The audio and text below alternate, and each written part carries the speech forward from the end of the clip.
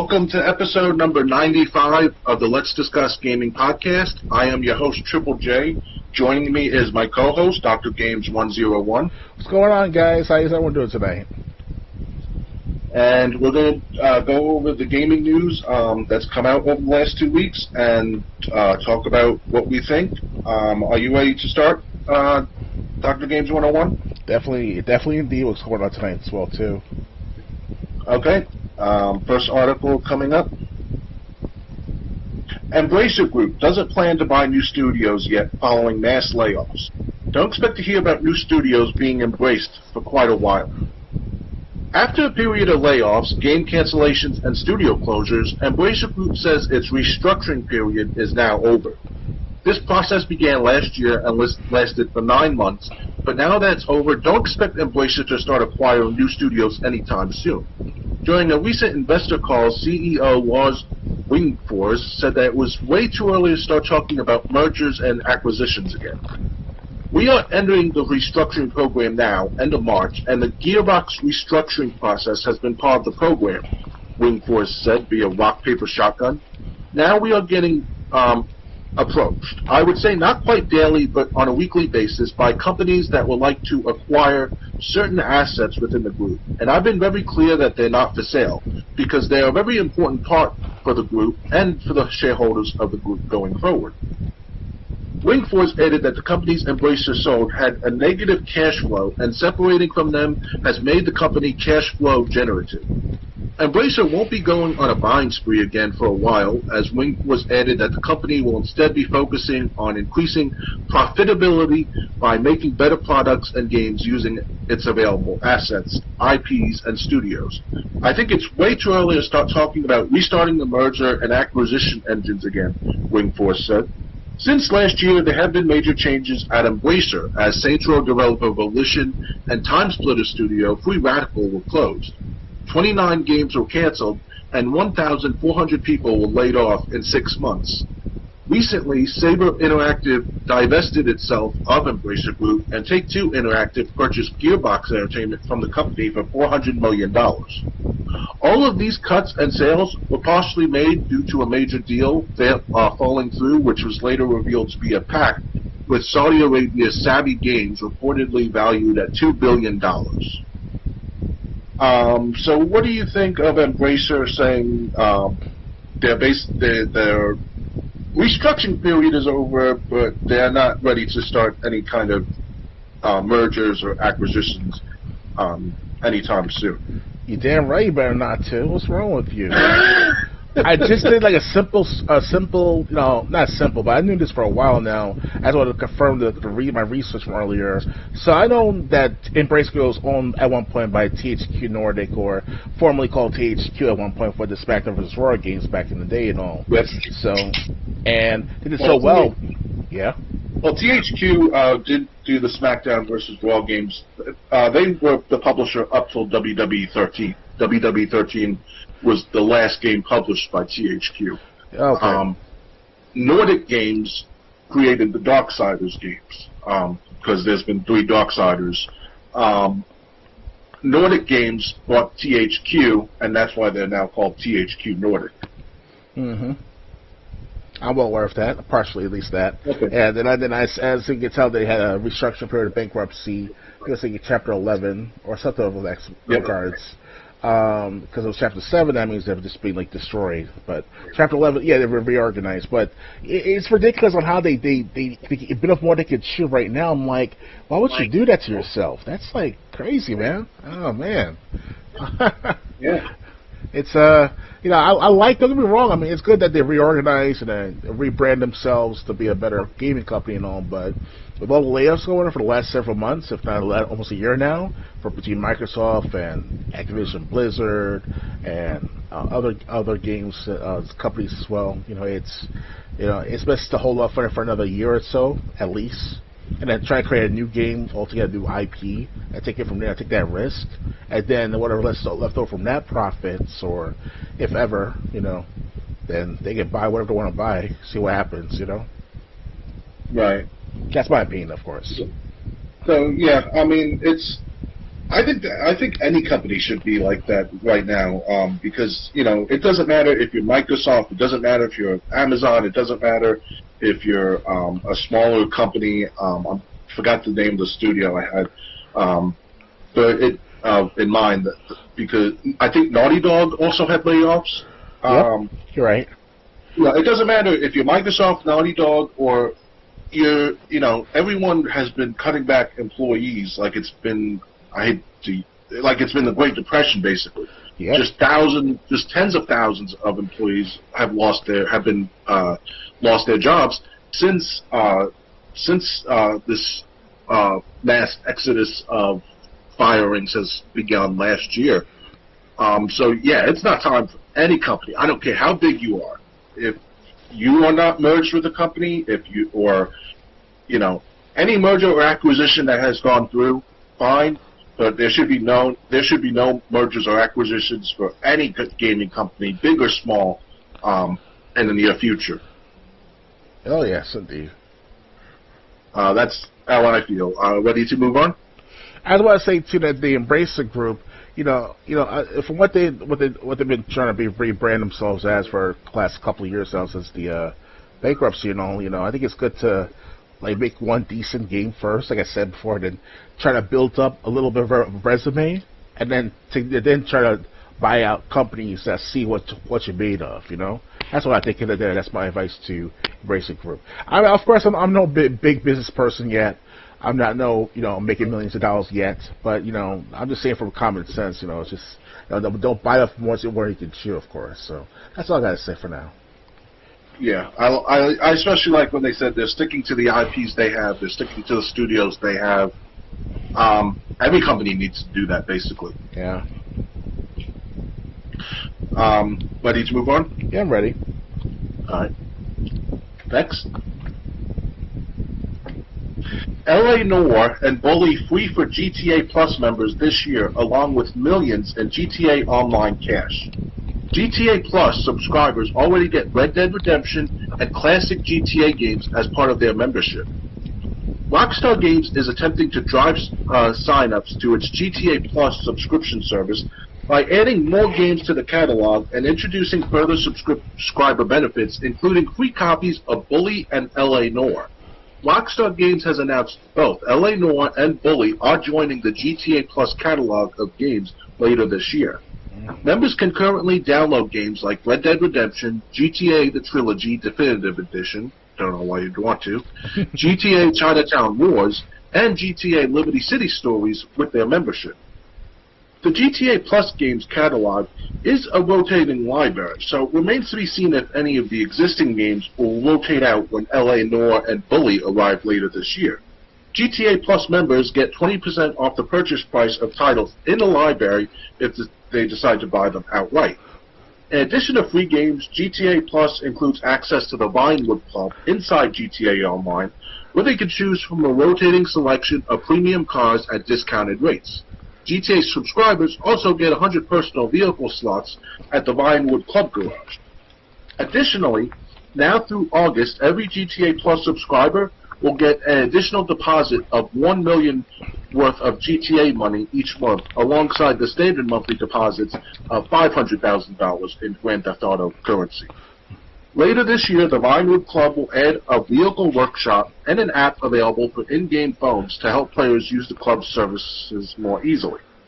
Finally, Rockstar teased that GTA Plus members will be able to grab a new bonus card as part of their subscription when GTA Online's next big update arrives this summer. GTA Plus memberships cost $6 a month, and there is no multi-month or yearly package available. Looking ahead, GTA 6 is in the works. It's reportedly targeting a fall 2025 release, but could slip to 2026. There is no word as of yet in regards to how GTA Plus may or may not factor into the new game. There is a comment. Gatsby the Pig goes, yes, that's right. They are free when you pay, a.k.a. not free. Idiots, head into the site. I swear. Or liars, whichever you prefer. Yeah. Did you know GTA Plus had their own game service? Or I guess it's Rockstar. I heard they have a... Oh, go on. I guess it's well, they were calling it GTA Plus, but it's really Rockstar games that are available through this service. I didn't know they had this. I heard something similar that Rockstar would have like a Plus service. I'm not sure if it's called Rockstar Plus or GTA Plus, but now at this time now we now know that it's GTA Plus. So it's something to those who are playing lots of the Grand Theft Auto games and perhaps Red Dead Redemption as well. And you say how much more a month or a year? Like it's got to be at least like $5 a month or whatever, right? They said it's $6 a month. $6 a month. Right, $6. There's no annual package. There's no multi-month package. You have to pay month by month for now. And how much is that? About $6, right? Yeah. Okay, I was right. I was close, but yeah, those people have to pay a certain fee every month. But it has features that I don't know much about yet. So, personally myself, I still have my old Rockstar games like Grand Theft Auto Vice City, San Andreas, Grand Theft Auto 3. I think I have Red Dead Redemption 1. On this, I'm not sure if I still have that copy yet. Still, but yeah, it's still it's interesting to the newer gamers who are just brand new to Rockstar to start out play all these sorts of games that made by them person who sells Rockstar. You know, Bully. I still got my copy of Bully. I got either free or with a low discount purchase with my game membership back before it was called Xbox Core, which is about 3-4 years ago. And I did a gameplay event, I have a gameplay event on my gaming channel on YouTube back then as well too for an hour. And it's alright, you know, pretty little challenging here and there, but yeah. It's pretty good at the... You also have LA Noire, if I'm not mistaken. Yeah, I have a copy of that too. I did a gameplay of that too many years ago too as well. Good game overall, you know. Got to put my invest some time into that game first before I can really say that just the things how great of a game it is. It is. You know, they had a re-release on the Xbox One with no problems in sales. So, yeah, but like I said, I just prefer the interrogation system in the PS3 and Xbox 360 version. I see. Oh, okay. Yeah, that's all I can really say much about the matter with the GTA Plus. But it does seem like a scam from the comments that you mentioned earlier. Yeah, he just said that the games that are being offered for free is not free when you're paying for a monthly service. Yeah, that's how it is. Nothing's free in this world. It's like here's a free phone as long as you sign up for our 2-year plan. And yes, you have to pay for that 2-year plan. But how free is the phone then? Plus taxes, fees. Additional payments. I'm sure here in New York State, if in New York City, we have this regulatory fee every transaction you do on Amazon, eBay, if not for deliveries and like DoorDash and all. It's like $2 per order, and it's ridiculous. Oh, wow. Yeah, I don't know where that came from. All of a sudden, not all of a sudden, but it was in the works for a while now with that $15 now minimum wage fiasco, but that's a different topic altogether. But yeah, this is like, you know, something similar to where it's like you pay a fee and that's what you get, you know, for the privilege to have, you know. Well, I want to ask before we move on, have you played Grand Theft Auto Liberty City Stories, Vice City Stories, or Grand Theft Auto Chinatown Wars? Unfortunately, all three of those games, no.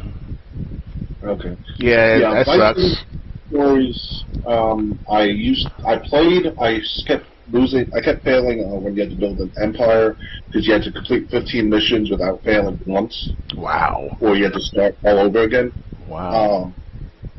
Liberty City Stories, I never got into because it's one of those things. It's one of those missions where you have to go to multiple locations in a specific time amount, of time, but they don't show you the locations until you get near them.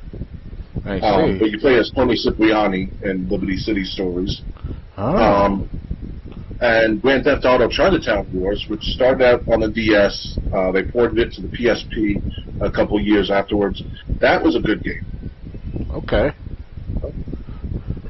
But the thing is, the only way to make money in Chinatown Wars was by buying and selling drugs. Mm-hmm.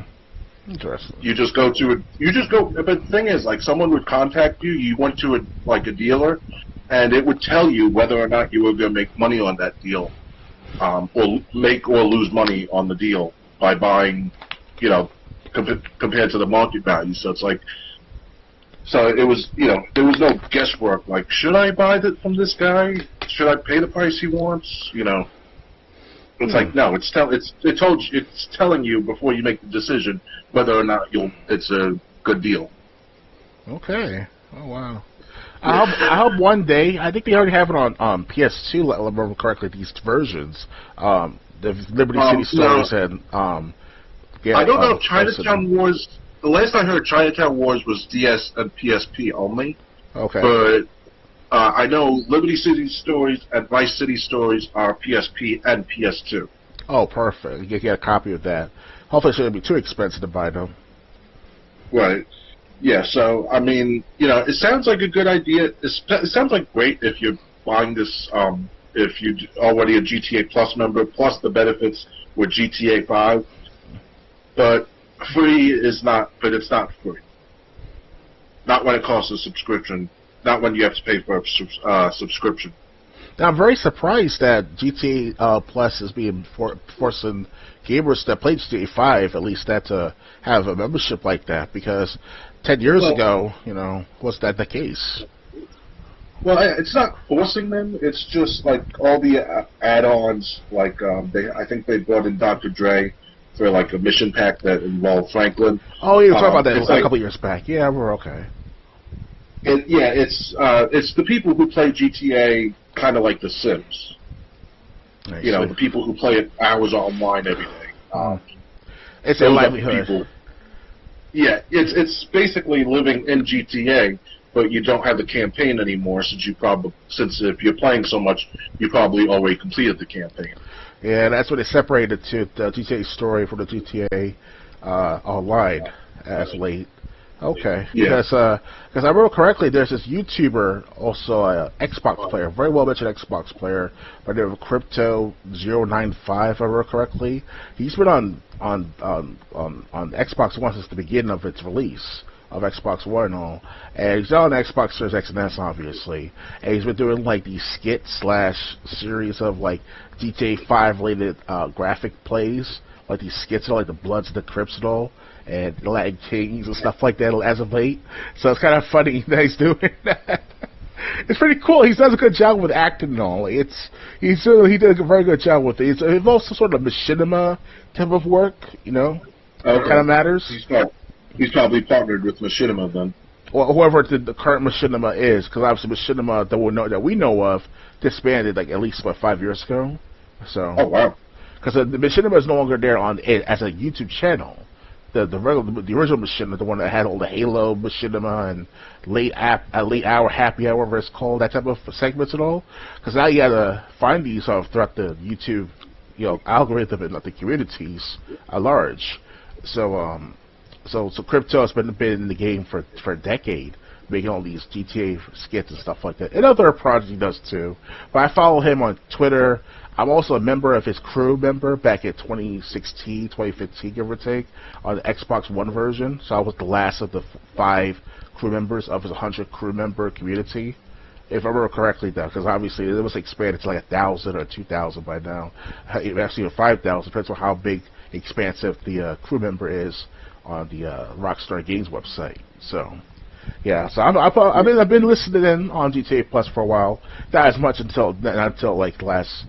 It's been a while though. So yeah, it's up to now.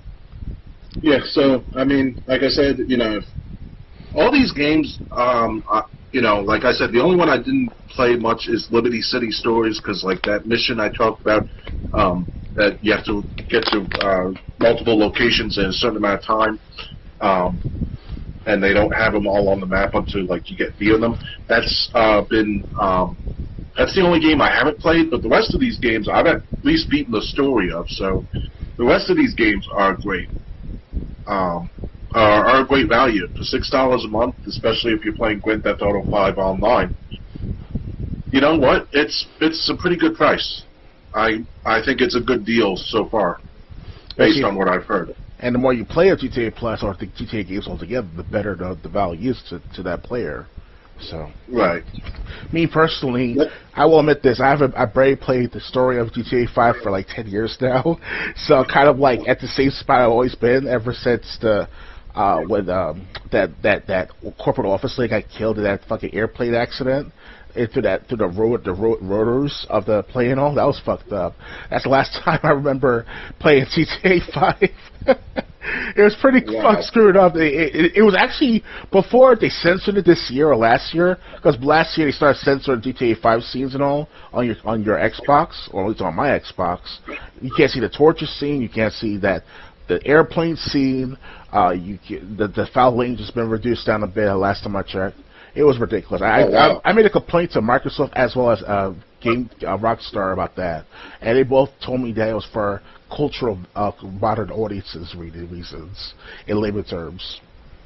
So basically, they're trying to appeal to the woke people. And to the younger generations as well, somehow, some way. They want to make sure that they're not going to know all the torturous means and ends, how the CIA and FBI does things and all. Because the FIB is a representation of the FBI.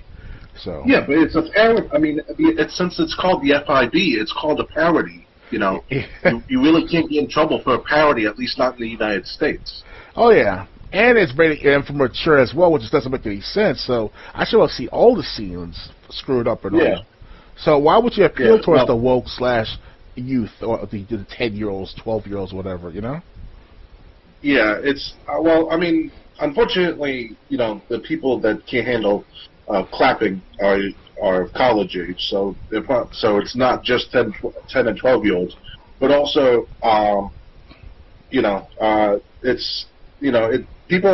these game companies have to learn. I'm just glad I played Grand Theft Auto 5 before anything got censored. Indeed. Because the original 360 version, you were able to see everything. Now the Xbox One version, this is digital and all, it's been just downloaded from the servers and that's it. Maybe that's it. Maybe if you get like a PS3 or Xbox 360 copy, everything will still be the disc copy. Yeah, maybe it'll be an untouched copy because I had it for PS3 and I saw everything that they had to offer. Yeah, I saw everything too. I haven't beaten the game, unfortunately. I just want to bring up something. I did say all these games sound like a great value. That's except for GTA, the definitive edition. Yeah, it should be called Grand Theft Auto, the Definitely Not edition. Definitely not, indeed. And not to yield. But anything else to add, or ready to move on? I'm ready to move on. That was a reference from Ballistic from GTA. To find, to seek, and not to yield.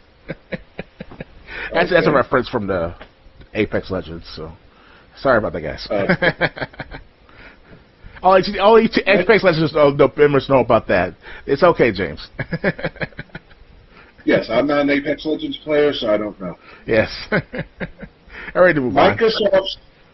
Microsoft's all-digital Xbox Series X has leaked, and all digital Xbox Series X could launch sometime this June or July. Microsoft seems poised for an all-digital future, folks. The company is swapping the black coating on the Xbox Series X for white and pulling the disk drive for an all-digital refresh of its most powerful Xbox ever, according to Xputer. EXPUTER. How do you pronounce that? With the X being capitalized. The gaming and technology website Xputer published a series of leaked images on March 27th of this new all-white, all-digital Xbox Series X. Based on these rather low-quality images, it looks like the bones of this new console are the exact same as the $500 Xbox Series X that's currently on store shelves, which is a rectangular box with a waffle vent at the top that can be stored vertically or horizontally. However, upon further inspection, it's clear that the new white Series X lacks the disk drive that's on the front of the original model. This change lines up with documents that leaked in September of 2023, which originally purported a cylindrical design instead of the shoebox aesthetic that also removed the disk drive. On the back, the white Series X houses the same ports as the black Series X, meaning Xbox Seagate storage expansion cards should still work, allowing you to increase the console's storage capacity. That's great because some games, like the 140 gigabyte Call of Duty Modern Warfare 3, are monstrous, and you'll have to download the full size of every file in the game you'll want to play on it. The new model will also reportedly have an upgraded heatsink to cool the system better. The Verge corroborated Xputer's report too, saying the leaked photos are genuine based on additional documentation outlining the changes between the consoles. According to Xputer, the all-digital Series X will reportedly launch this June or July. It will also reportedly cost $50 to $100 cheaper than the Series X, which puts it in the middle between the $300 Series S and the $500 Series X price-wise. One question remains. Will the refreshed Series X feature any other tech upgrades? These aforementioned leaked Series X model files, which came from the FTC's attempt at blocking Microsoft's $69 billion acquisition of Activision Blizzard, reported a mid-cycle update for the Series X that featured a cylindrical design, a new controller with haptic feedback like the PS5's DualSense, better Wi-Fi support, less power consumption, and 2 terabytes of internal storage instead of 1 terabyte. It's hard to tell if these leaked images Xputer has of the refreshed Series X will contain the same upgrades, but it at least seems that Microsoft plans for a major console overhaul have changed. Kotaku has reached out to Microsoft for comment. It makes sense that Microsoft is going all digital. Some retailers appear to be done selling physical Xbox games because the company's latest consoles are more associated with digital games, in large part thanks to Xbox Game Pass. Big titles like the recently released Alan Wake 2 and the upcoming Hellblade 2 Senua's Saga have foregone or will forego physical disc in their boxes. Publishers are questioning the effort it takes to port games to Xbox because of the console's lowest sales in Europe, and some of the company's games are starting to show up on other platforms. Despite GamerDad and Xbox head Phil Spencer swearing that game preservation is front and center for the company, all these moves suggest the company is gearing up for an all-digital future, one that could reignite fears around preserving games as an art form. So, what do you think? Was this really a surprise? I mean, of course not. Everyone knew the big three. I really shouldn't include Nintendo because they haven't done it yet or announced anything about it yet. But we both knew Sony and Microsoft were going as digital as much as they could. Mm-hmm. Well, in my opinion, I have to say, now Phil Spencer.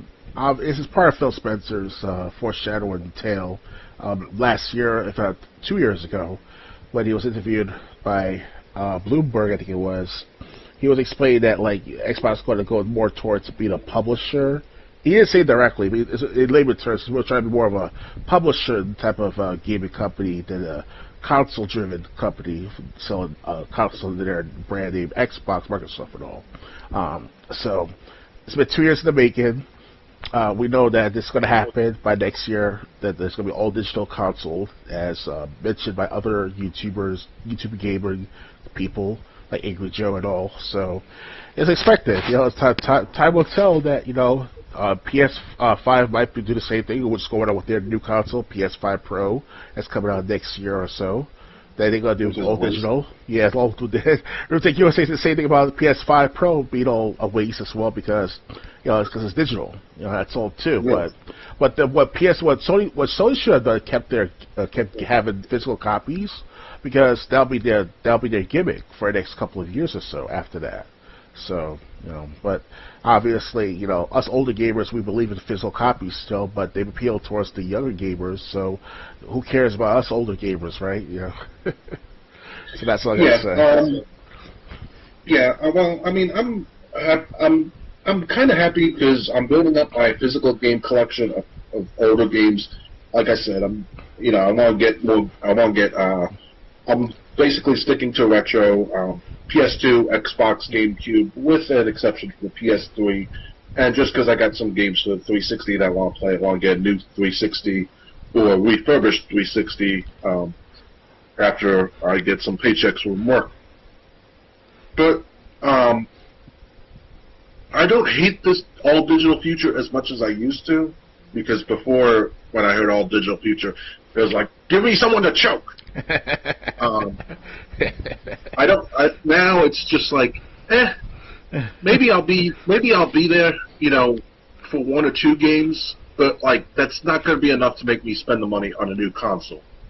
That'll be enough, maybe my Xbox One has been having problems reading physical games. It almost didn't read. I was playing BioShock this past Thursday, BioShock Infinite. It almost didn't read the disc, and I have the Xbox One version of BioShock the Collection. Also, the Xbox 360 version or Xbox BioShock Infinite as well too. But it's still. No, I have the Xbox One. BioShock was released as a trilogy. Yeah, I got that too. Mm-hmm. I know. And I put the Xbox One disc in because even if it stops reading DVDs, it should be able to read Blu-rays or whatever the Xbox One disc are made of. And at first, it didn't recognize it. Oh, wow. So I was just sitting there like, really? Now it's not going to read Xbox One disc? And then the game started. And then before I could get my PS2 ready to play Max Payne on stream, the BioShock Infinite started up. And I was like, huh. Okay. So I don't know. Maybe I wonder if these older consoles, like the base consoles, they're trying to make them go all digital. Hmm.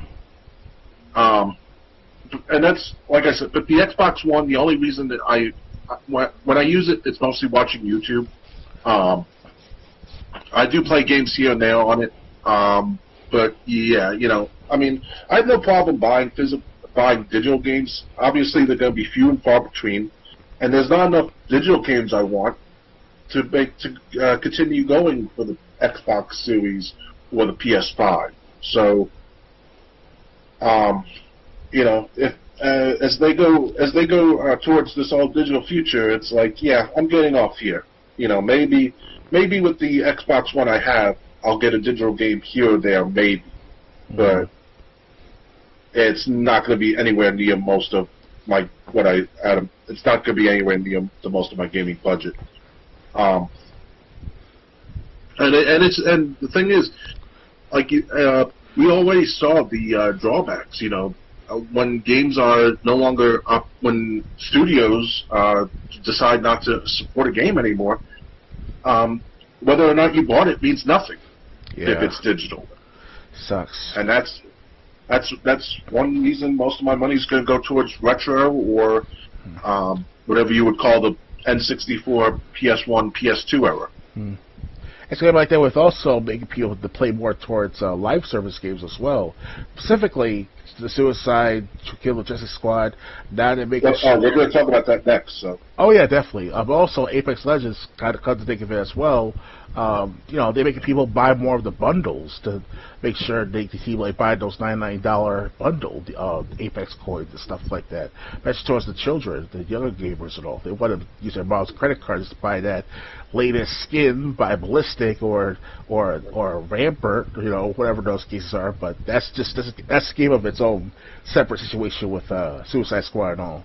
But if we go back to Microsoft old digital Xbox Series X and X consoles, it's inevitable. Yeah, you're right. It's gonna be interesting to see what's gonna be like next year after everything starts to calm down from the 2020 election. I want to see what things are gonna be like. I'm sorry. I want to see what things are gonna be like 5-6 years from now after we've had a few years in newer games being all digital, and if you didn't want to deal with all digital, you had to go back to retro.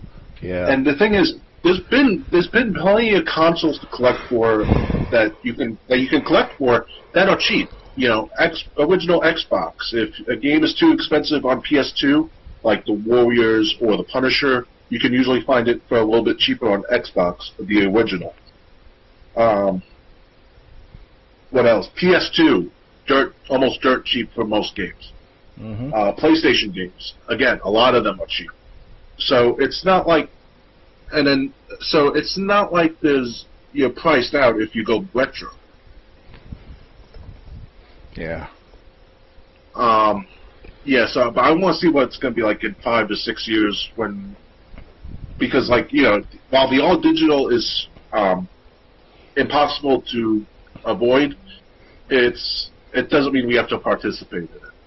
And while I'm not, like I said, while I might buy a digital game or two on my Xbox One, because I've bought a few digital games before, it's not going to be much, if anything. Mm-hmm. Ready to move on? Yeah, ready to move on. Okay. Next. Suicide Squad. Kill the Justice League hackers are already playing as next season's character. His code name rhymes with Breathbloke. Have any idea who that is? I don't know. I'm asking you. Do you have any idea who? Breath who again? I'm sorry. Who's that guy again? The code name rhymes with Breathbloke. No. Okay. And then I'll just read the article. Hackers have access to unreleased characters and upcoming seasonal content in Suicide Squad Kill the Justice League, although publisher Warner Brothers and developer Rocksteady are working hard to scrub any leaks from the internet. Warning, spoilers below. One hacker has unlocked Season 2's Deathstroke for use in the game, alongside all of his character gear, although the character model can't be viewed online by other players in a co-op session. Other leaks via IGN allegedly show unreleased character skins for the game roster and new gear said to be arriving later in Suicide Squad's next season. Warner Brothers Inc. has been policing social media to remove anything related to these assets, as it has issued several takedown notices on X/Twitter so far. A few months ago, data miners also unearthed files for several other characters said to be coming to the game in the future, including the aforementioned Deathstroke, Lawless, and Mrs. Freeze. Okay, I didn't... Mrs. Freeze, I thought she was just in an ice capsule because of Mr. Freeze, but moving on. Yeah. Suicide Squad's first season, Season of Jokes, recently launched, adding a new Elseworlds incarnation of the Joker in the game. Arriving 2 months after the game was first released on PC and console, the DLC has been criticized for its grind-heavy approach, recycled missions, and the extremely tedious nature of unlocking new tiers on the Battle Pass. Suicide Squad on Steam has struggled with low player numbers with launch, and at the time of writing, at a 24-hour peak of 840 players. Warner Brothers recently said the game had fallen short of its expectations, you think? But the company still plans to focus heavily on free-to-play and mobile games in the future. It's like when you touch something, you get shocked. You get an electrical shock running through your body, so you decide to touch it again. It's Delphi said some of this is misinformation. I can speak on this because I am the one hacker whoever wrote this post is speaking about. And MDig and is here goes, well, don't keep us suspense. Are you going to give GameSpot the inside scoop? And it's Delphi goes, if they genuinely want to know the truth, they should have the confidence to reach out and ask me directly, rather than taking me as a malicious person. Ouch. Okay, so what do you think of Suicide Squad releasing the Joker? It basically made people hate Suicide Squad, Kill the Justice League even more, and then now they're planning to release Deathstroke.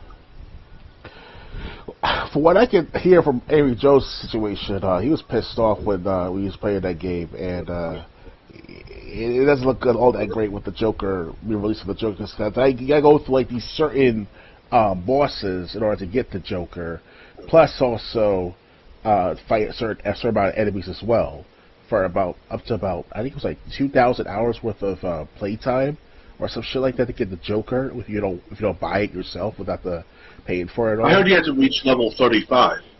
Okay. I don't know about the specific level, but it was definitely I got to play at least like 500 hours of gameplay, no more than 2,000, depending upon how much you invest into the thing, without buying for it, paying for it all. Yeah. Yeah. I mean, like I said, these Warner Brothers execs, they must be brain dead. I'm not gonna punish developers because it's usually always the publisher telling the developers what to do. Yeah. But yeah, these execs must be brain dead because I mean, your game is now has a 24-hour peak of less than 1,000 people. So you think releasing more content is going to bring all those people back? Mm. You couldn't even make sure the servers were working for the people who paid for early access. So maybe you should stay away from live service online games. That's obviously not your forte, since this was your first one, and it was a clusterfuck. Yeah, tell me about it. And what I've heard from people who play it and that have stuck around with the to try out the game after updates come out, I think it was Angry Joe who said every time they release an update, the game gets worse, not better. That's fucked up. It's either Angry Joe. I watched a few videos on Suicide Squad Kill the Justice League. I was watching Angry Joe's review of it earlier, but I was also watching other people's. So someone said, yeah, after every update, the game gets worse, not better. So they plan not to give up on it. Like I said, I just remember the Simpsons episode where Lisa was testing on her brother Bart. Is my brother dumber than a rat? And like she left a cupcake out that was like hooked up to electric wires, and like the rat touched it once, got shocked, and stayed away from it. Bart touched it once, got shocked, and he kept grabbing at it. That's what these executives are. They keep grabbing at it even though they keep getting shocked every time. They want that money. They want that cupcake, you know? Well, they obviously, yeah, but I mean, if this is how well it worked out the first time, what makes you think the second time is going to be any different? I mean, they're releasing more characters for this game when they already said this game has been lost. I mean, yeah, because if I recall correctly, there must be like 8 other bosses you have to fight every single scene. Like every scene you have to fight a boss, sort of the last boss battle, whatever it's called, with different forms of it. Like there's the Flash, there's Superman, there's Wonder Woman. It's Brainiac, but he's mimicking a different boss every time. Yeah, something like that. Hero. Yeah, it was sort of that ridiculous. And now I see they speeded along it. You know, it's like fuck it, was just dump on everything. And then, you know, they released the Joker, which was fine, already planned, whatever. And people hate the game even more, so they think, oh, we're still gonna support this game. We're still gonna add more people. You know what Suicide Squad Kill the Justice League is? It's like when a patient flatlines in a hospital, and Suicide Squad Kill the Justice League is like, you know how like when someone flatlines in a hospital, they have no heart rate. So, like, the doctors are trying to do CPR. They're like, get the paddles ready. Mm-hmm. Suicide Squad Kill the Justice League is the one on the stretcher that they're trying to shock back to life. It's not on life support. Life support's not even keeping this game alive anymore.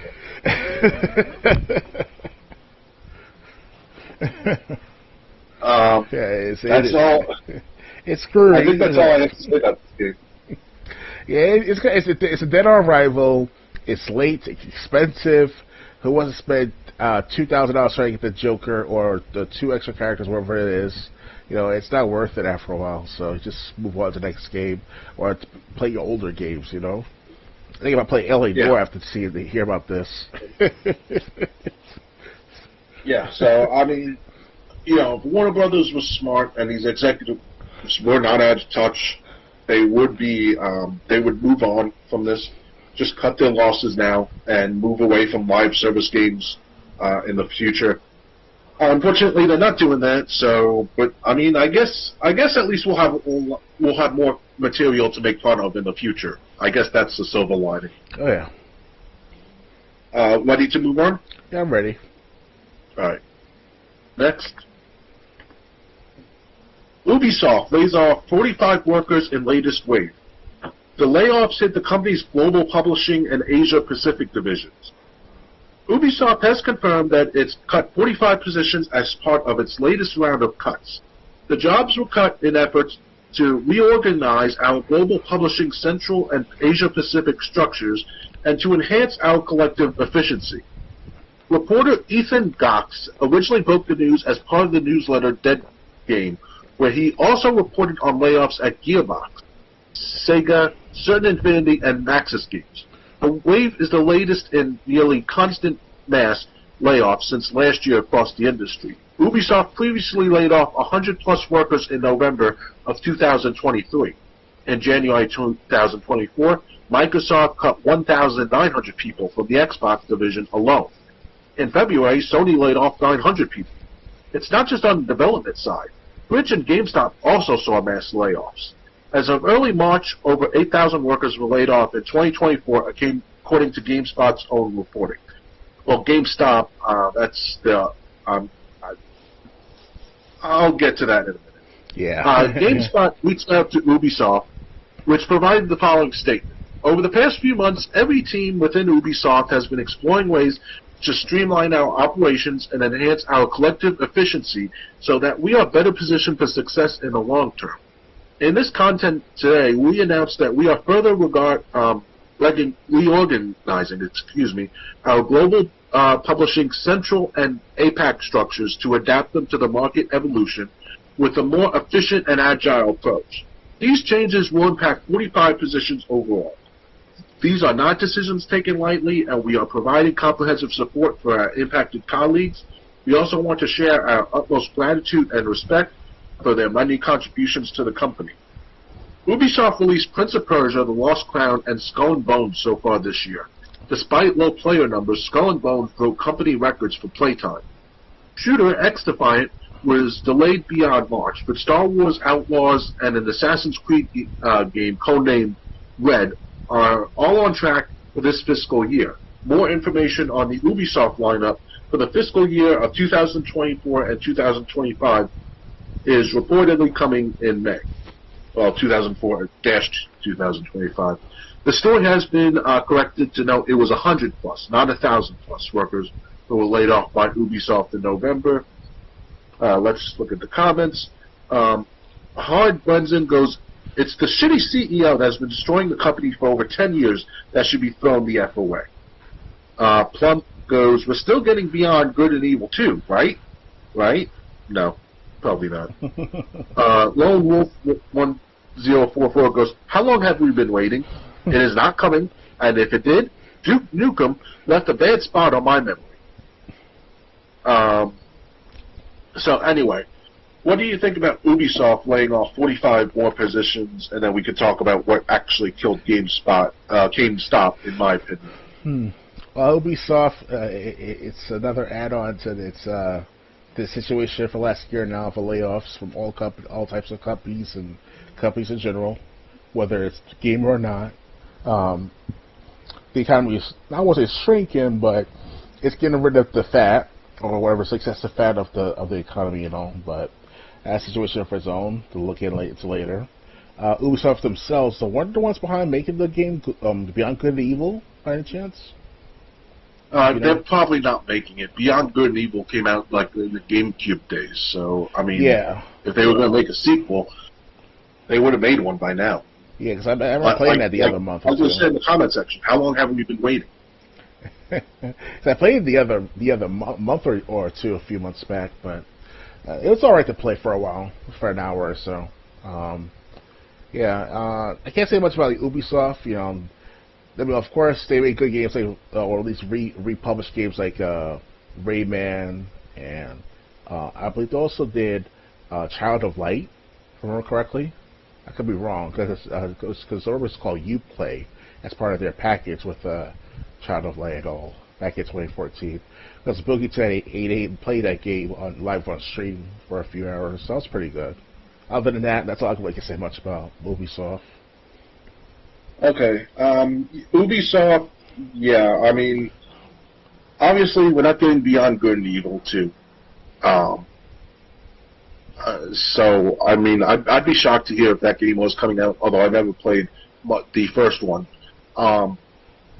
But yeah, I mean, Ubisoft, it just goes to show that I'm not really surprised. It's a shame that these companies are letting people go at the rates they are, but that's what's been happening since sometime last year. So I really don't have anything else to say about that. But they mentioned GameStop, and what really killed GameStop is their inability to adapt. I mean, when they what was the nail in the coffin for me was when GameStop tried to sell retro games, and we saw how bad they did. Did a good job of it 10, 12 years ago before they stopped doing that. So. Well, no, what they were doing, but the thing is, what they were doing, like someone would, they sold they sold Conker's Bad Fur Day, like GameStop would buy Conker's Bad Fur Day, but Conker's Bad Fur Day that they purchased had a red cartridge. Conker's Bad Fur Day was a gray cartridge N64 game. The only N64 games to release with a red cartridge were All-Star Baseball or Jeremy McGrath Supercross. Mm-hmm. What people would do is they'd buy these cheap games, they'd put a label of an expensive game on it, sell it to GameStop, and GameStop couldn't tell the difference. And that's knowledge of the workers on like the counter, you know. If you don't hire gamers, those people have to be trained by the higher ups. If the higher ups can't tell the difference between a real Conker's Bad Fur Day and a fake one. And the thing is, like some people, there was a fake Chrono Trigger, I think, for Super Nintendo. The person returned it to GameStop because it, and then GameStop sold it again to someone else. How does a game come back because it's not what it claims to be, and then you just sell it again? Yeah, they don't care about the art or the preservation of games, let alone the recognition and identity of games too.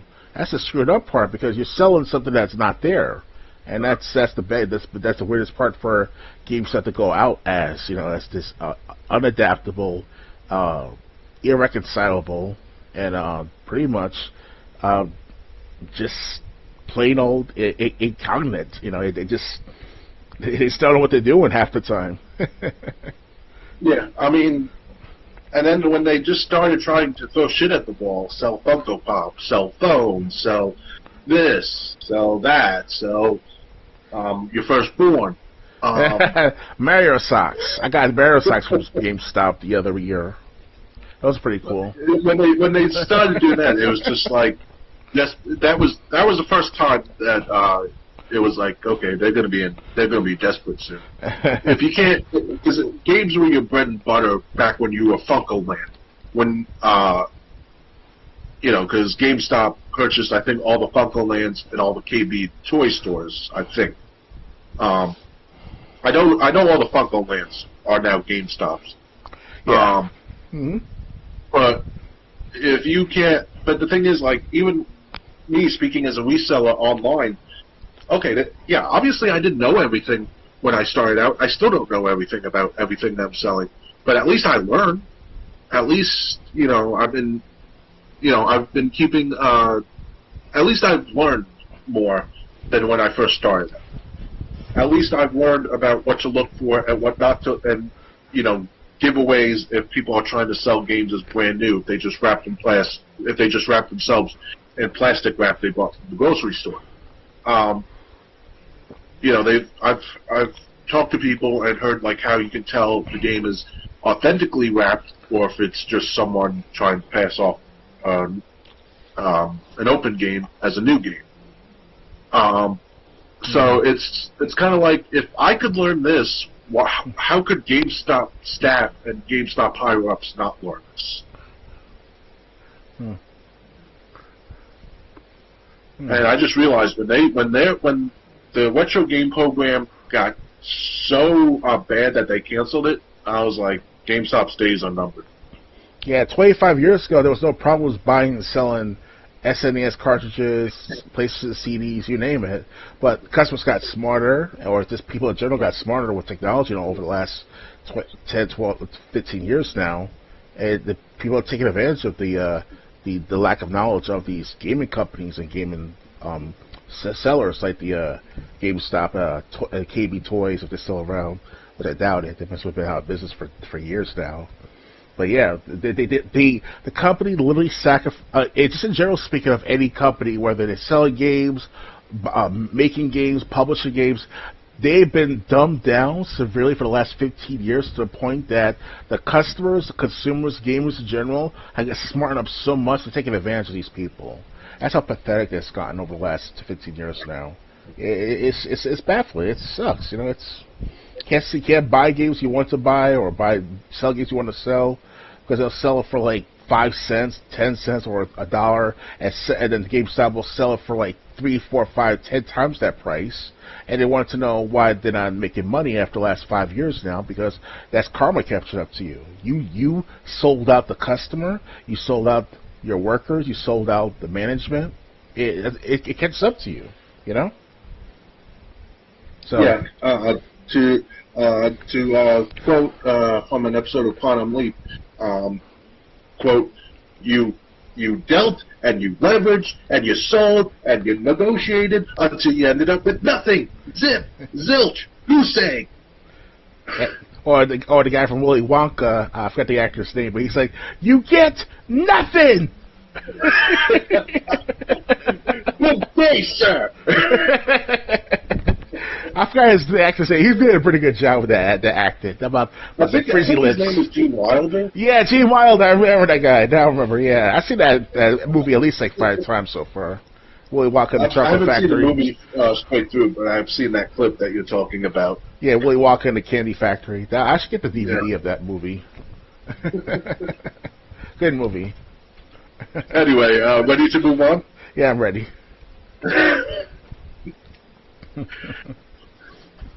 Embracer sells Borderlands maker Gearbox for less than half of what it paid. Updated. Take-Two will acquire the developer for a cool $460 million. Another company has escaped the gaping acquisition hungry maw that is publisher Embracer Group. Borderlands developer Gearbox Software has been sold to Take-Two Interactive. This lines up with Kotaku's previous reporting on this matter in February, in which sources told us Gearbox was nearing a sale. Embracer is selling the company at a significant loss after buying Gearbox for $1.3 billion in 2021, with Take-Two only paying $460 million to bring the Texas-based company into the fold. Embracer does retain the rights in some parts of Gearbox business as per the sale terms, including Gearbox's San Francisco publishing branch, which will be renamed, publishing rights to the Remnant franchise, and the upcoming Hyper Lightbreaker from Heart Machine. Embracer will also still publish some unannounced games that are part of Gearbox's portfolio, but no further details were disclosed in the official announcement. Embracer is also keeping Cryptic Studios, which develops Neverwinter Online and Star Trek Online, Lost Boys Interactive, which recently did support work on Tiny Tina's Wonderlands, and 3D modeling company Captured Dimensions. The deal says all of these companies are expected to contribute with a positive cash flow going forward. The entire deal will be paid in newly issued Take-Two shares, with closing expected to be completed by the end of Embracer's fiscal first quarter, which ends in June 2024. As for what's next with Gearbox under Take-Two, a separate press release from the publisher reveals Gearbox is actively developing a new game in the Borderlands series, as well as the next game in the real-time strategy franchise Homeworld. This move comes just 2 weeks after Embracer also sold off Saber Interactive, which itself followed the cancellation of nearly 30 games in Embracer's portfolio and the loss of over 1,300 jobs. Embracer's years-long acquisition spree has affected the lives of thousands of workers in the video game industry, and all it has to show for it is lost jobs, canceled games, and selling those companies for less than half of what they paid for them. What a shit show. Let's see if this continues. Okay, it says updated March 28th.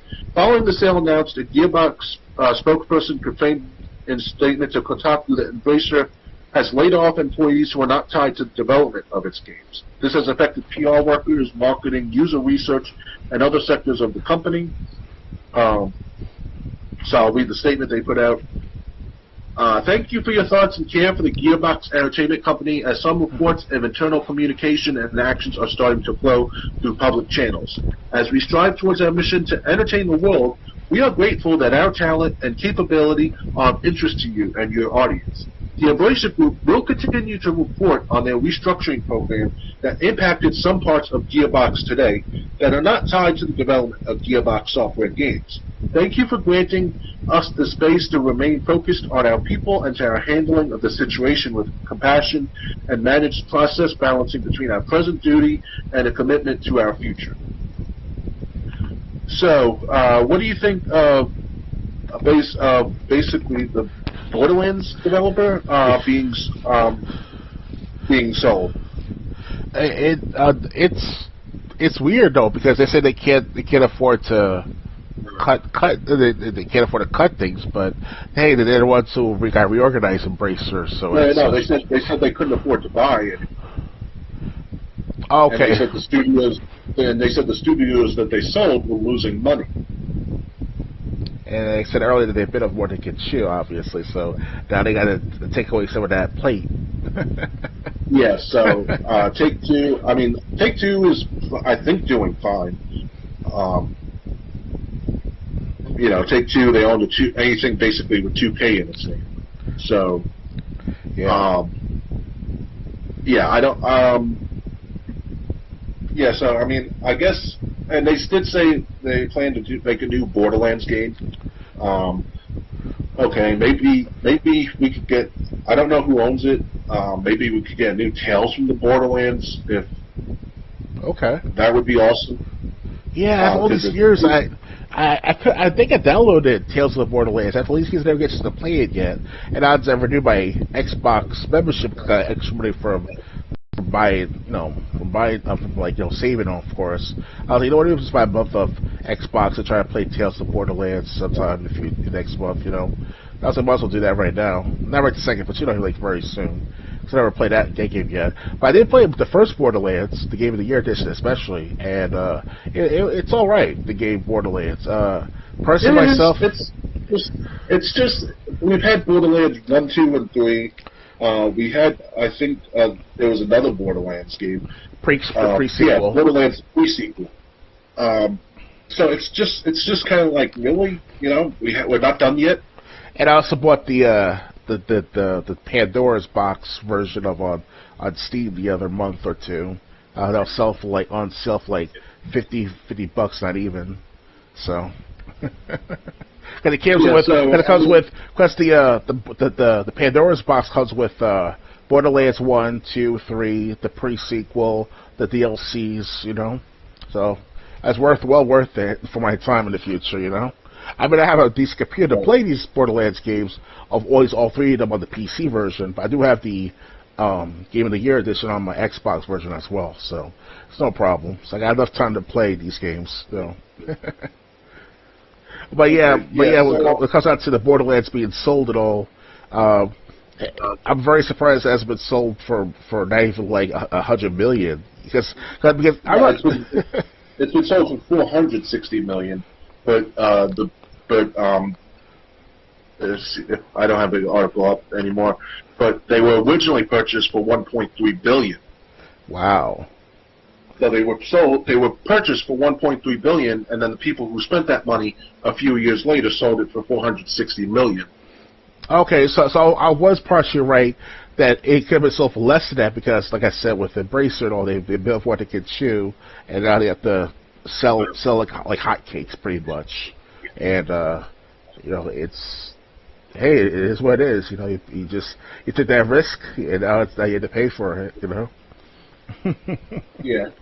I mean, so Borderlands, I've been kind of bored with Borderlands, really. That's why I haven't returned to Borderlands 3 in a long time. But, yeah, so, I mean, if they're releasing a new one, great. I'm interested to see how it is.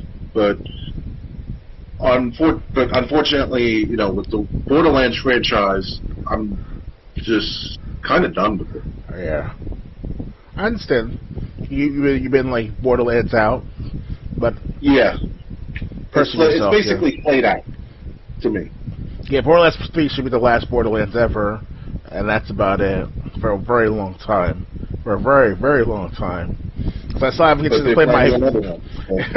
I was just to play the most of the first Borderlands, and I did a gameplay of it years back on my old gaming channel when before it was copyrighted by a rapper and all. But long story short, basically, guys, I had a gaming channel back in 2015, and they got copyrighted by a rapper of using his audio, his raps, it's on my videos, and he copyright claimed each of them individually, and shut down my channel after that. So that's my fault. We did try to talk it out. I told him that it's freedom of speech to use some of his raps, but and he's not even a well-mentioned rapper. He's just like like an underground rapper at best.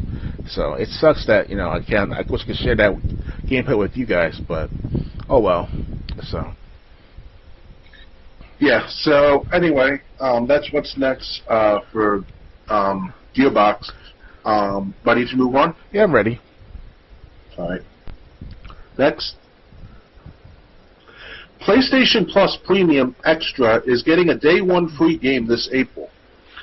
Premium and Extra subscribers will be able to play Tales of Panzera ZAU from release day.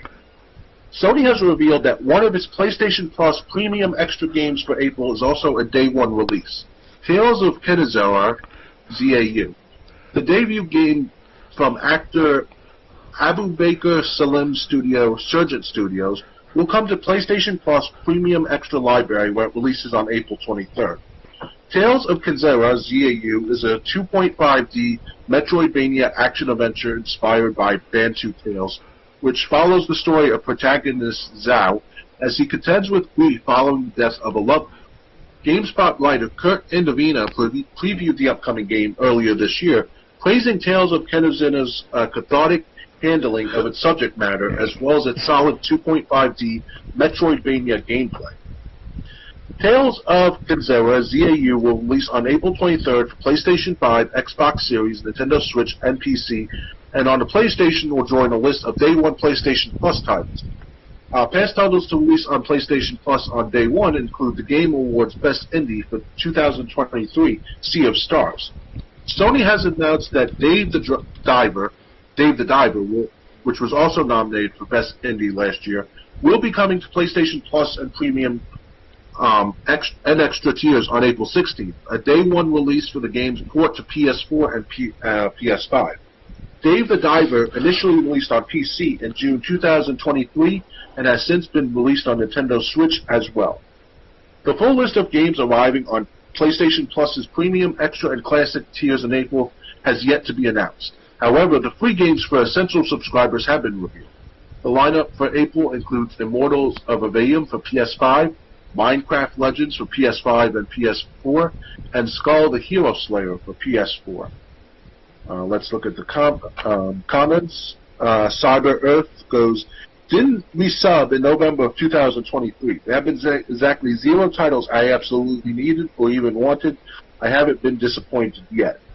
GameBoy8877 goes, we're going to make headlines about Netflix giving us free movies now?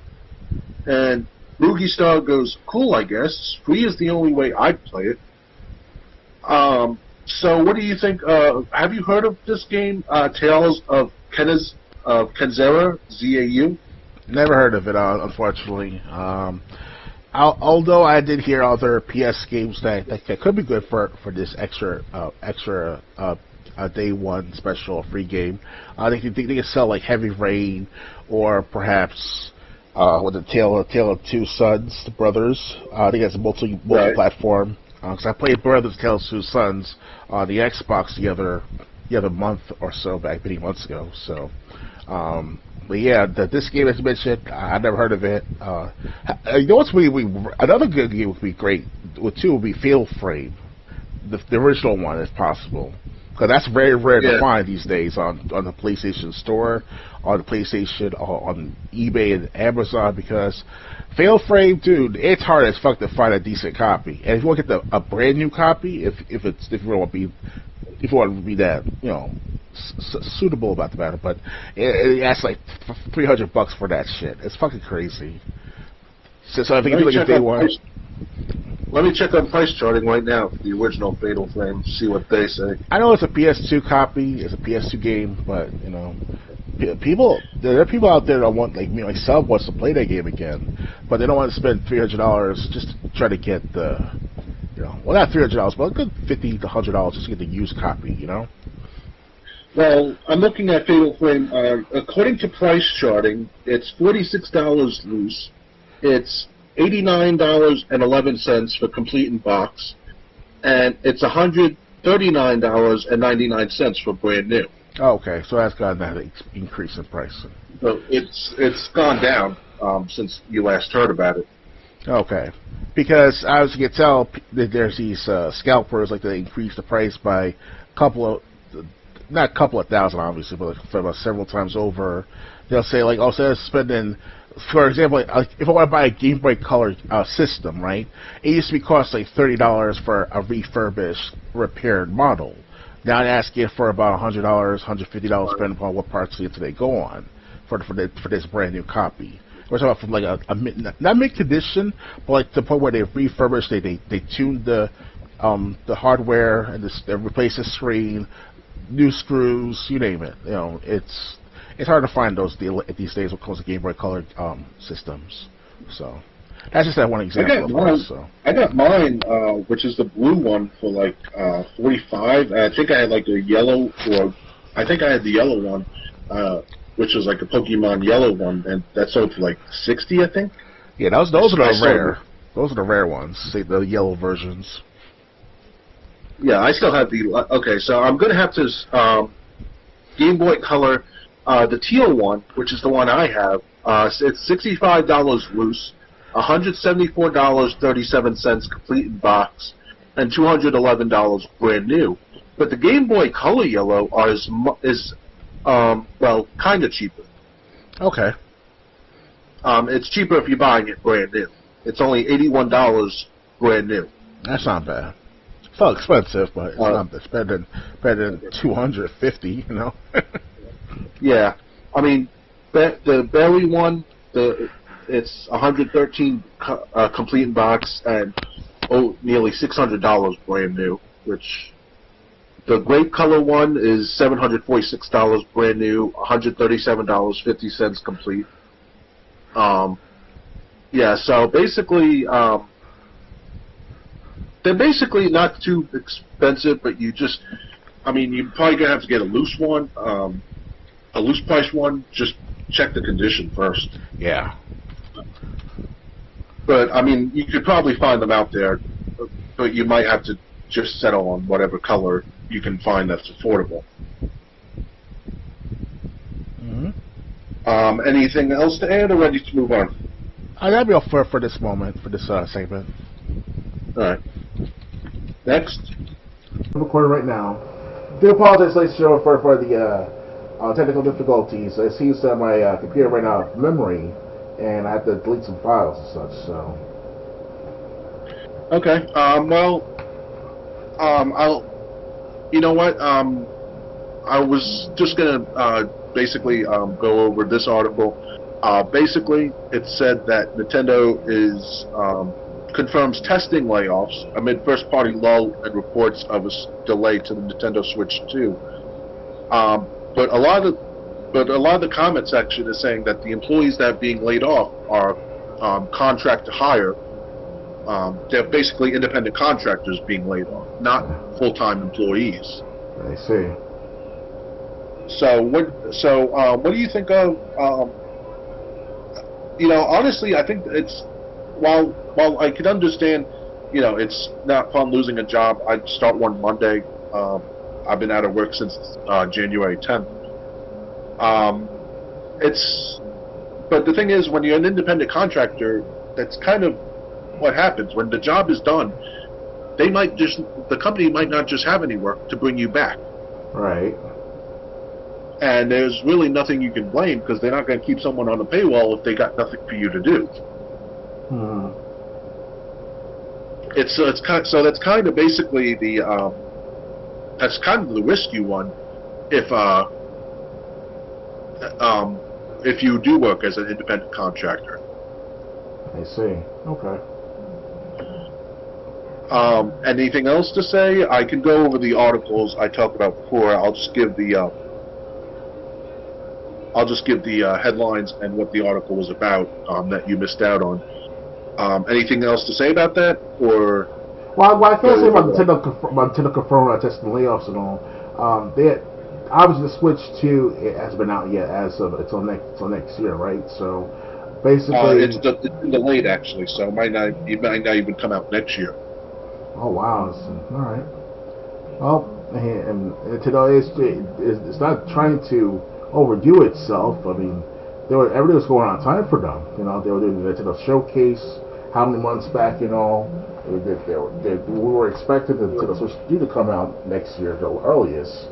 Now it might be until the following year at the earliest too. So, okay. Yeah. Anyway, what you missed while you were gone: Suicide Squad Kill the Justice League dishes out free outfits for logging in every day this week. Between April 3rd and April 7th, if you logged in, you would get free outfits for Suicide Squad characters. Basically, someone said basically the WB is paying you to play their game by giving you these free outfits if you log in every day. I know we already made fun of Suicide Squad Kill the Justice League before, the failure that it continues to be. But can you believe them giving away free outfits to entice players to keep playing? Yeah, it's already being a dead horse. There's not much you can get out of Suicide Squad anymore. It's done over there for now. There's nothing they can do right now, the WB and all. So. All right. Next, Final Fantasy XIV players claim Xbox is banning them for recruiting teammates. I forgot what term they were using, but basically they were using a term that's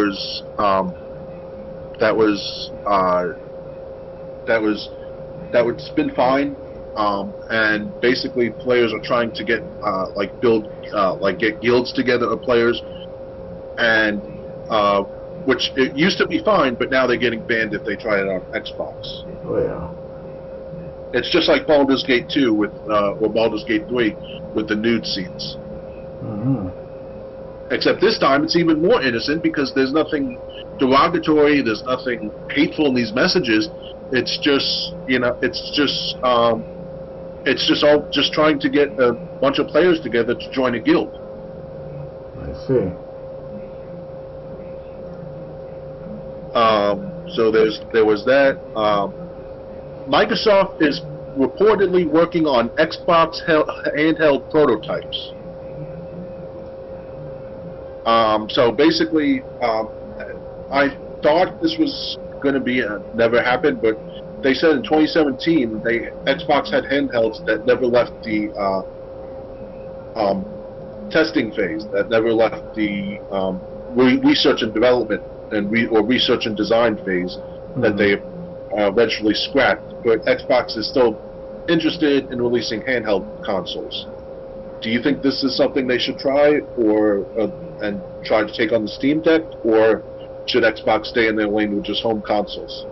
It's like if they really want to be a publisher now, after all these months now, as Phil was saying, indirectly speaking, they should stay with just trying to do the publisher stuff. If they're trying to multi-platform into other sites or other systems, gaming systems, they should stick with that as they plan on for the last couple of years now. And trying to do like handheld and stuff like that is a very competitive market for that right now. That Switch 2 is coming on next couple of years at the most. Then there's also the Steam Deck they got to compete against. So it's it's kind of like bad idea to do it. Yeah, I just don't think it's the time. I mean, Switch dominates the portable market. Steam Deck is thriving, but Xbox has never released a handheld before, so it's kind of like, talk about being uncharted territory. That usually doesn't work for people who haven't been in the that specific field ever. Indeed. Okay, there is more. Resident Evil 9 could reportedly be an open world game. Do you think an open world would work for Resident Evil 9? I heard that shit many days ago. I'm like, what? Like, what is going on here? I mean, after 25, 30 years of the Resident Evil IP, the franchise, the series as a whole, it was always third-person shooter, over-the-person shoulder gameplay. You know, it's like it's a new way of trying to change up a bit. You know, make something new to make it last longer. But I mean, for newer players, it might be interesting. For older players, like, you know, who are good places to begin in, just the very first Resident Evil is kind of like, okay. I mean, I guess.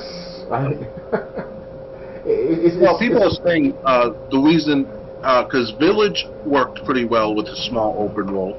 Resident Evil 4 had a kind of like an open small village. Resident Evil 3 had basically an open world Raccoon City that there were different places you could go, but there were also places that you could end up never going to throughout the game unless you just were trying to collect everything. Right. So I mean, if they made the open world that looped back to like a certain part, like Resident Evil Village design, I think the open world could work. But it wouldn't be anything like Grand Theft Auto's open world. It would be basically a small village or a small city type open world game for Resident Evil to succeed. Because have you played Resident Evil 3 Nemesis? Yeah, I have the game. I have a copy of the game. I played it before, plenty of times. Okay, so yeah, I'm thinking if they do something like that, that could work. You know, if I remember correctly from that gameplay, it's more expansive into the Raccoon City areas and stuff like that. But that's so limited at the same time because it's not like open world where you think of like starting a new mission or starting a new boss or whatever out of scratch. You know, it's basically it depends on where you go first to get what.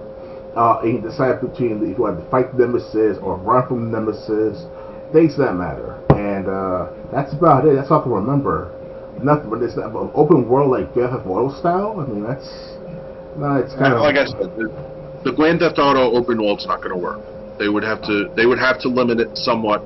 And like I said, if they did it like Village, or if they did it like Nemesis, the original Nemesis, or Resident Evil 4, I could see it, but it's not going to work the way we think of when we hear the term open world game. Yeah. Okay, and there was, I think, one more. Nintendo Switch Online added another Game Boy Advance Classic this week. That turned out to be F-Zero Maximum Velocity on the Game Boy Advance. So they're saying, basically with games like Golden Sun, Mario and Luigi Superstar Saga, The Legend of Zelda The Minish Cap, and now F-Zero Maximum Velocity, being 4 of the 15 Game Boy Advance games available on Nintendo's Switch library service. Basically, it's turning out to be a really good value, and I have to agree. Are there any Game Boy Advance games you can think of that should be on the service that are not? Or I never played the Game Boy Advance games directly. I did play with a friend for a few minutes. That's about it. That was like 20 years ago, man. That was like, we were playing a game called. What was the game called? It was Pokemon, most likely. Pokemon Gold, Silver, one of those versions. Right. So, yeah, I can't say much about that particularly. Okay. So, I did say there was a Spider-Man game I played on Game Boy Advance. I forget if... I think it was like something Menace, like Mysterio's Menace or something like that. I played the first 3 or 4 levels of that game before I sold it. That would be good if they can get the license for that game. You still there? Yeah, I'm here. Okay. So, but that's like so if they could get the license for that game, maybe bring that over. But, you know, it really sounds like they got a great library so far with the Game Boy Advance games. I see. On Nintendo Switch's online service, that does cost $50 a year to play. So anyway, I got 3 more stories to do before we wrap up for tonight. You ready to continue? Yeah, let's continue on. Everything should be back to normal now. Okay. Good, because I want to know what Dr. Games 101 thinks of this next story. Oh, yeah, definitely. Even Tekken 8 has a battle pass now, and players aren't happy. God damn it. Posters the internet over are expressing their frustration with Bandai Namco's new monetization strategy. Tekken 8 is an excellent fighting game that finally makes the somewhat convoluted franchise more digestible with accessible design and approachable mechanics. Unfortunately, whenever you reach the top, the only way to go is down, as it seems the highs of Bandai Namco's recently released Brawler have given way to some lows on the company peeled back the curtain on a new Battle Pass system coming soon to Tekken 8. Can you guess how the players reacted? During a March 29th Tekken Talk live special revolving around Capoeira Master Eddie Gordo, some members of the Tekken 8 development team spoke about the additions and changes being made to the game when the third update drops April 4th, which was a couple days ago. This includes account bans, bug fixes, character tweaks, and more. But the sticking point for this live stream was the segment on the Tekken Fight Pass, a new feature that will include daily and weekly missions you can complete to unlock various in-game items.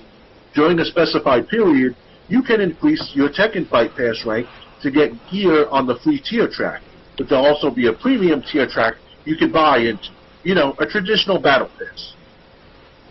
As you might expect, players aren't too happy with this. The top commenter on the above live stream called this a far cry from being consumer-friendly. Another said they were disappointed that Bandai Namco and co-developer Arica were adding a battle pass and in-game item shop after launch.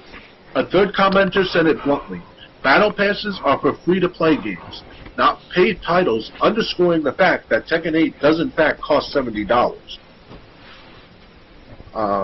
Is there anything else?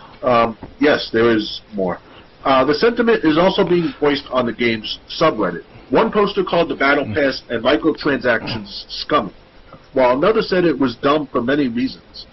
A top post in Reddit Tekken simply said, "I don't know what to think," with players in the comments feeling that classic outfits will get siloed to the new system. That last point, character customization, is really the crux of the resentment towards this particular Battle Pass.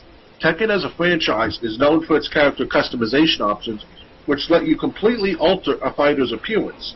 Tekken 8 has plenty of clothes and accessories to style your favorite characters with, but players are worried that the dubious fits will either be expensive or grindy to unlock, especially after an in-game item shop was added 1 month following the game's January 26 launch. Kotaku has reached out to Bandai Namco for comment. Of course, this isn't the only fighting game in recent memory to drum up controversy over its monetization strategy. Both Mortal Kombat 1 and Street Fighter 6 caught some heat from the community for the price of their characters and costumes. It seems that while these new fighting games enjoy quite a honeymoon phase, all that sweetness often turns out as game publishers seek to extract as much money from people as possible. So, what do you think of this new Battle Pass, apparently, that Tekken is? It's a disgrace to the Tekken community at large. Especially to also play every Tekken, like myself, since Tekken 1. Because, of course, and I will admit, my first Tekken was Tekken 2, so I can't claim Tekken 1 right away. But I did play all the first 5 Tekkens easily for how many years and also hours on end. Especially Tekken 3. Tekken 3 is going to be one of the best Tekken games, not for PlayStation, but also altogether as a game in history, because that's when the whole console started mainstream into the 3D realm of gaming, of course. In my opinion, of course. But, yeah, all its battle passes, shit like that, that was not uncalled for, even in the Tekken 5 through 8, of Tekken 5 through 7, because, yes, we had the microtransactions of the costumes and such, but you earned them. You earned them through fighting, like, versus battles online, or through arcade mode, or whatever the mode was at the time before everyone went online and such. So, now it's like, why? Like, it just doesn't make any sense. Like, you already made enough people buying the copies of the game, and you still gotta make more people buy the game anyway. Why bother the Battle Pass with this particular game, That's my opinion, of course, but, who cares about the older gamers or just people who actually dedicate to Tekken for how many decades? Years even, or just if you're young enough, you played all the Tekkens, or you had time to play all the Tekkens, regardless of age, It's just that, like, Tekken players contribute so much to the community for, like, finding out skills and how to do the combos perfectly. I mean, what more do the Namco wants? I mean, I thought Namco it knows better than the Western developers and publishers and such. Why do all have all the honor and respect? Yeah. Well, Yang Mier also talked about this. I saw his video on it last night. Okay. But the thing is, what's really so scummy about this Battle Pass is that they purposely left it out of the game until the game got reviewed, and now they're putting it in later as an update after people bought the game, after the game's been reviewed without a Battle Pass. Yeah. And basically changing things that way. It's kind of like you knew people were going to hate this, so you waited till people purchased the game and got used to not having to worry about this Battle Pass before you instituted it. Not to mention, people have to pay for this Battle Pass, but they only had to pay $70 for Tekken 8 anyway. Keep in mind, they've already sold the game at full price for $70, and now they want you to pay for a Battle Pass to play it, so you can. So if you want to continue customizing your fighters and making Wang Sung Young look like Leon Kennedy, okay. You have to pay for that. Yeah. It's ridiculous. There's a difference between needing to recoup cost and being greedy. This is just being greedy. Very greedy. There's no excuse for this. If they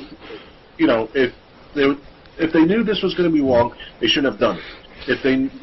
If they thought there was nothing wrong with this, they should have had it there from day one. They're trying to make people give positive reviews of the game to make sure that nothing else goes wrong. Because if they play it out there since day one, there'll be bad reviews of that game automatically. Yeah, well, maybe then maybe that's the point, that they shouldn't do it at all. I mean, like, keep in mind, this is not Fortnite, this is not Minecraft, this is a game that was AAA priced, $70, that people had to pay for, and now they want you to pay for the Battle Pass. Yeah, those youngins get their mom's credit card. They'll be like, "Hey, daddy, mommy, I'd like to buy that Eddie Gordo capoeira set for $50. Can I get it, mommy? Yeah, sure. Here's a credit card, son. You go ahead and buy it." And I just buy it, and that's it. They get away with it. Highway robbery and shit, But us older gamers, we'll be like, yeah, we're not going to spend Battle Pass. Like, you're already there with Apex, let's say Fortnite, those Battle Royales and such, but not with fighting games like Tekken. Come on now. You're pushing the line here. Yeah. So, again, another reason to go back to retro. You can always play Tekken 4. You can always play Tekken 3. And enjoy it as much as you want. Or if you want to play online and save yourself trouble with spending not a dime, but you still have to pay for the characters. But, I don't know. Tekken 7, yes, is that the very first Tekken ever to implement, like, download characters to pay for and all. But, you don't have to buy it. But it would be nice for them to earn it, though. That would be nice. It might take a while to earn all of the characters, but it's well worth it, I bet.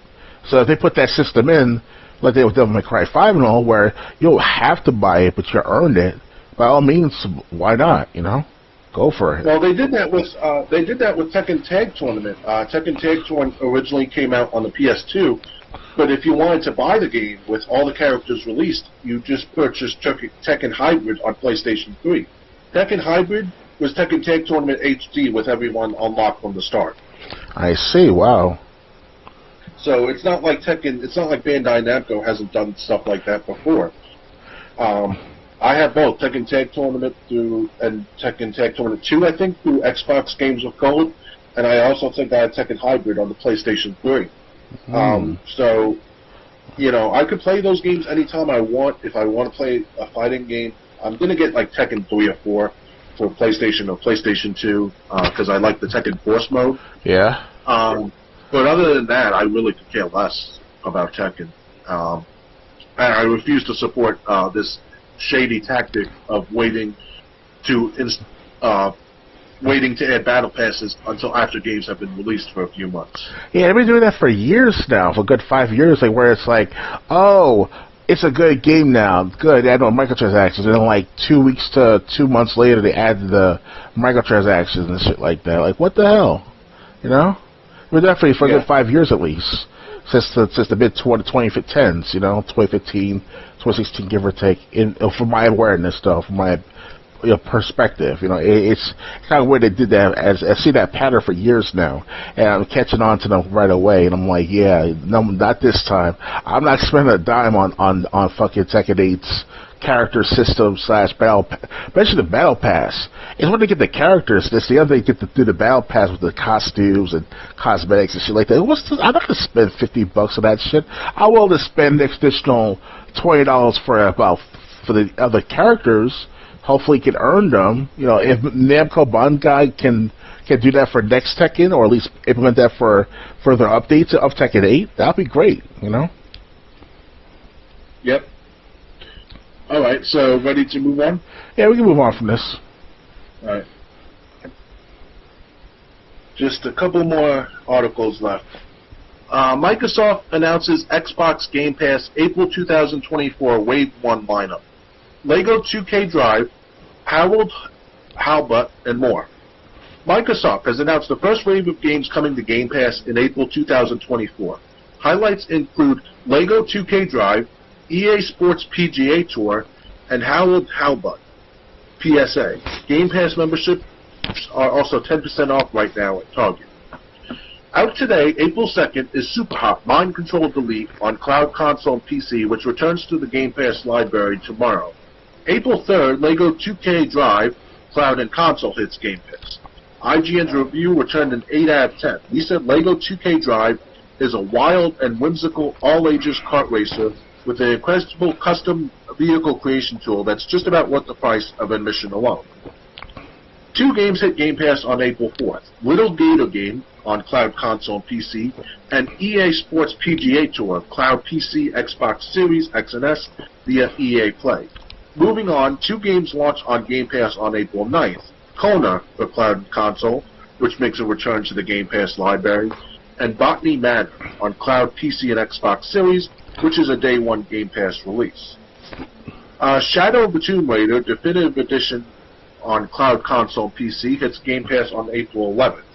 This is the final chapter of Lara's Origin Trilogy and includes all 7 DLC challenge tunes, as well as all downloadable weapons, outfits, and skills. IGN's Shadow of the Tomb Raider review returned a 9 out of 10.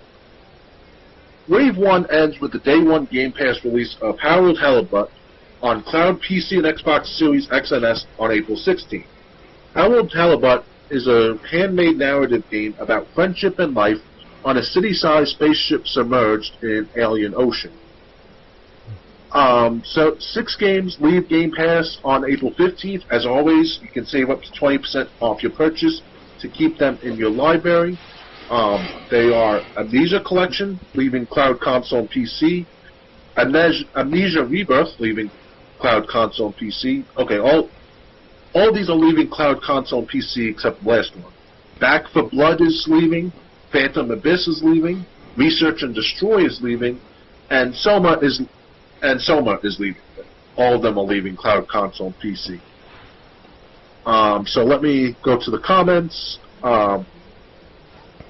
Fat Tuna goes, seems like most months so far this year, the list of games leaving Game Pass is better than the list of games being added. God Skrilla goes, speak for yourself. Shadow of the Tomb Raider is amazing, especially with all the Season Pass tunes included now. Absolutely my favorite of the series. And Rat Punk Slim goes, another troll spotted. April has just started and more games are coming for the month of March. The summary of the Game Pass catalog in March of 2024. 14 added games. Game additions for a total of $681.86. The Metacritic for average games added is 78.25. Games removed game withdrawals for a total of $239.95. The Metacritic average for removed games is 74. So, do you care about any of these games that are coming to Game Pass? Do you want me to go over the list again? Yeah, please. I'm not aware of some of these games, yeah. Okay, Super Hot, Mind Control Delete, Lego 2K Drive, Little Gator Game, EA Sports PGA Tour, Kona, Botany Manor, Shadow of the Tomb Raider Definitive Edition, and Harold Hellebuck. Shadow of the Tomb Raider Definitive Edition? Shadow of the Tomb Raider came out back in 2018. So it was on Xbox One. This is the third one, and it has all the DLC released.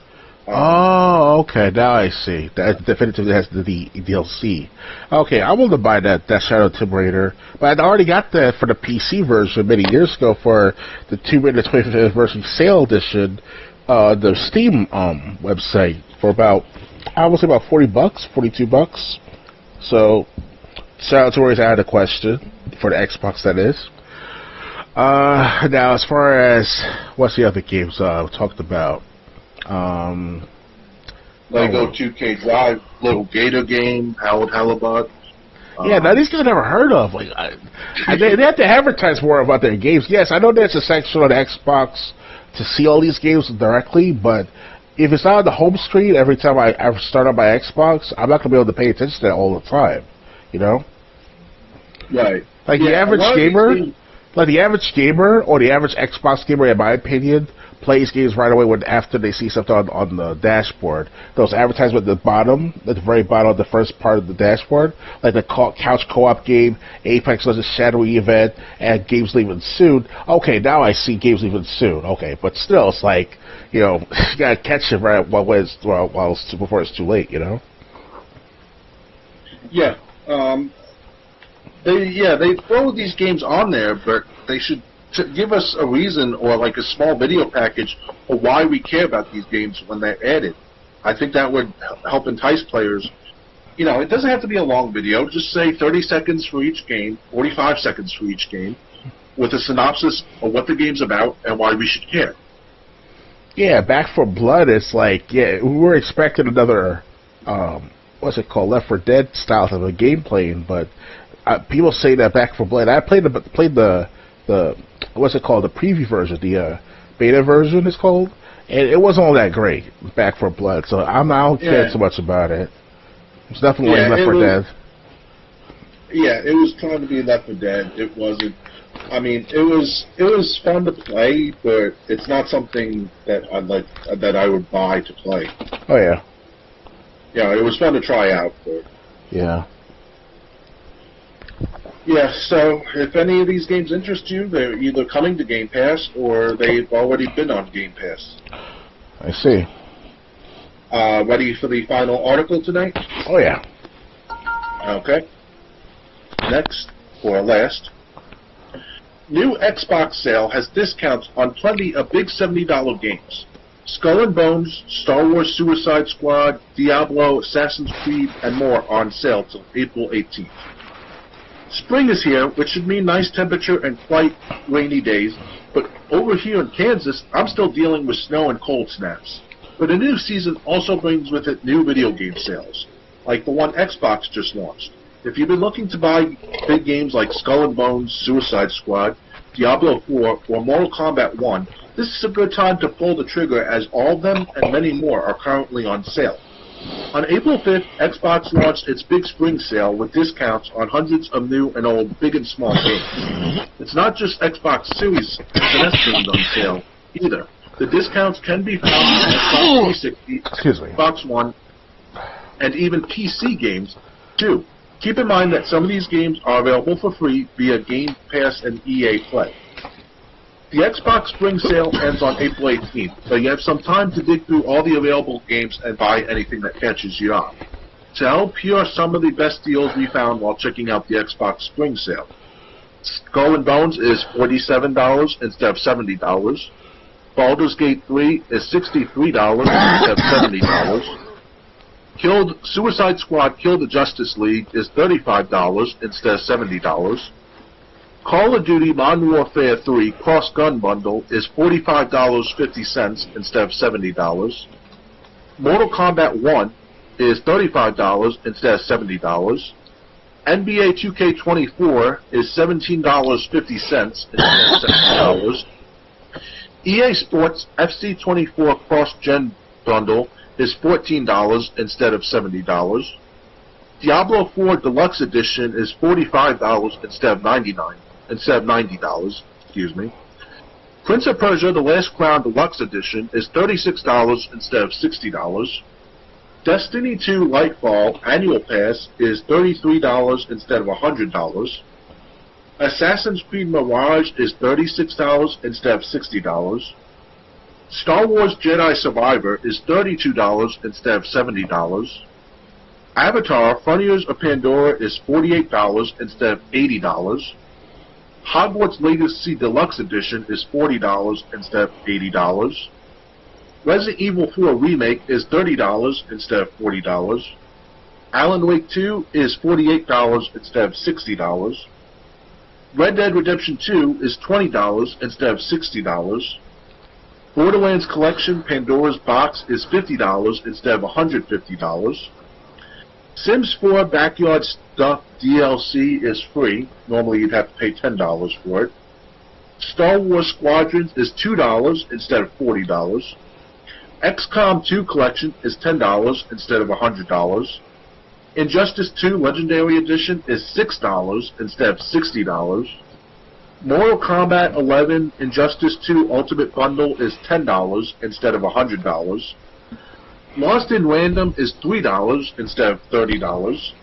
Hellblade Senua's Sacrifice is $3 instead of $30. Kingdom Come Deliverance Royal Edition is $4 instead of $40. Need for Speed Unbound is $10.50 instead of $70. Mirror's Edge Catalyst is $3 instead of $20. Metro Exodus Gold Edition is $6 instead of $40. And Mass Effect Legendary Edition is $9 instead of $60. Are you interested in any of these games that are on sale? I've already got Mirror's Edge Catalyst years back. I never got to play the game at all after all these years, so I can't say much. What game was that? Mirror's Edge Catalyst. Oh, okay. It was supposed to be a reboot to the Mirror's Edge game of the Xbox 360 at the time. So on Xbox One, the Mirror's Edge Catalyst now. And I saw the trailer of it years back. It was pretty good. It would basically show the origins of the main character, how she got the tattoo on her forehead or around her eye and all. So, and how she like does these weird kung fu jujitsu type of moves where like she just like do like these takedowns and knockarounds and such. It was pretty cool. Very well innovated, much better gameplay than the original Mirror's Edge. So, unfortunately, I never played much of Mirror's Edge, the original. I have a copy of that as well. Last time I played that, it was at least like 2 or 3 years ago. So, Mortal Kombat 11 and the Injustice 2 Ultimate Bundle. If I had the money, I'm not going to get my first paycheck for my new job until that I start Monday, until 2 weeks later. So the sale will be over by the time I do get my first paycheck. Okay. From this new job, but I mean that looks pretty good. They had, but I think that's the only one I would be interested in is the Mortal Kombat 11 and the Injustice 2 bundle. Red Dead Redemption 2 I have. I'm really not interested in the Resident Evil 4 remake. Yeah, so that would be the only game I would be interested in. But then again, I don't even have my online pass, so I would just be able to play it offline. And fighting games, they're fun to play for a little while offline, but not hours at a time. Right. Yeah, so I got nothing else to say about this. Do you have anything else to say? No, I'm good for the time being.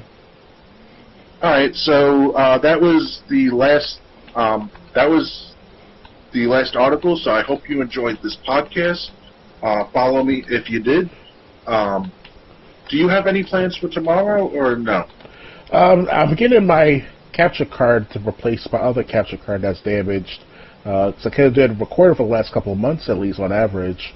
And yes, I can record with it. It's just that every time I move it around, it creates this errors and glitches in the recording. Also, I spent about $80 to get another used copy of what I needed, because if I try to get the newest ones, it's not compatible with my computer. So I returned back the HDX60, whatever it's called, version, back from spending $150 on that thing. But when I want to get on eBay, the used copy of what I wanted, the HD60, that's what I needed. That's what I needed the most. That's like $80 right there used. So I was like, you know what, I'll buy that and just replace it again, just more gameplay with you guys sometime this month. Hopefully by the end of next weekend, of course. So. Okay. Yeah, even though I start a new job, my training doesn't start till 10 a.m. So, I won't have to wake up till 9:30, so I'll still be able to stay up till 1:30, which is time I usually go to bed when I got church the next day. So Sunday I might be doing something, but that's still up in the air.